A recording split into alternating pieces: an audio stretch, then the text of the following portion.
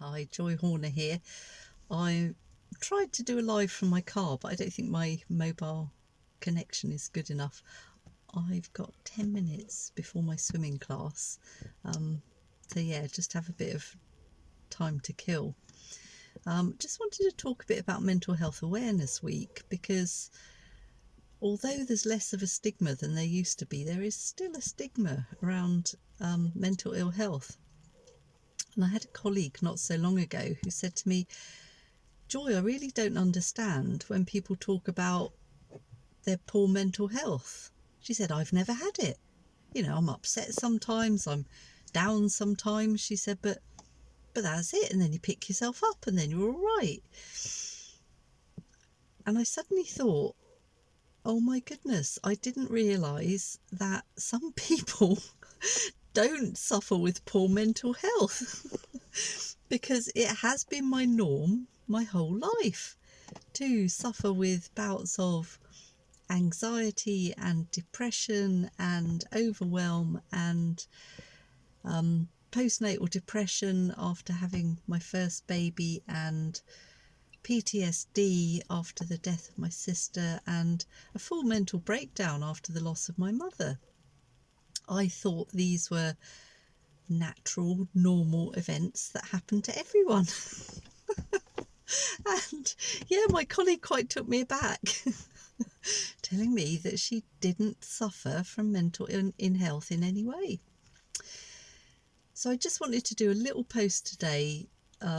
We talked about this in my village prenatal group yesterday, that we can be perfectly broken and perfectly whole at the same time. Despite the difficulties, and I do have a lot of difficulties. I'm on a waiting list for adult autism assessment. I still have a good quality of life. I have managed to raise a family. I hold down a job. Although I couldn't really hold down a job being employed for too long. Being self-employed has suited me a lot better. I can work with my energy levels. I wanted people to know that this is possible, and sometimes when you're in the midst of raising a family, your problems can seem insurmountable. When I had my first child, my husband had been in mental hospital, being severely unwell. Neither of us had a job. We didn't know how we were going to claw ourselves out of that hole, but we did. And I worked a couple of jobs while my kids were small, and that added to the tension. And relationships weren't always what they could have been with my partner, who's now my husband, and we're celebrating 30 years together this month. I just wanted to give people some hope that it can and does get better. We had no money, no place of our own, no savings. And we managed just to keep going, because that's all you need to do. Keep putting one foot in front of the other. Keep waking up in the morning, and even though your worries and your debts and things are still there, face another day, take another step. That's all you've got to do. And things do get better, and this is why I'm able to do the things I am now, because so many people have helped me over the years, and I really want to give back. I do lots of things. I'm not here to blow my own trumpet, but money is never an obstacle to my services. People can have what they need if they have no money, because I've been in that place of having no money, and I've been in that place of needing support, and I've been in that place of having postnatal depression and fearing that if I told anyone, that my children would be taken away from me.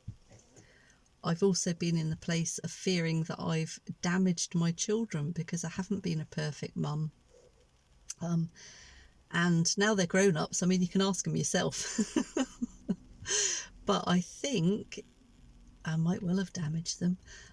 They seem to be leading their lives and happy enough. And I think sometimes it's a gift to our children if we're less than perfect, and they realise that as humans we don't have to be perfect, and we are fallible, and we can still have a good life and be happy. So if you're pregnant or considering a pregnancy, if you have fears, if you have worries, as when I was an independent midwife, I specialised in looking after people with mental health difficulties and previous trauma, because I understand, I really truly understand. It's probably time for my swimming class now. I can see all the other cars in the car park, everyone's arriving. So yeah, I'm going to leave it there, but if you need help, just get in touch. Okay. It's okay to not be okay, because help is out there. You just need to ask. Okay, bye.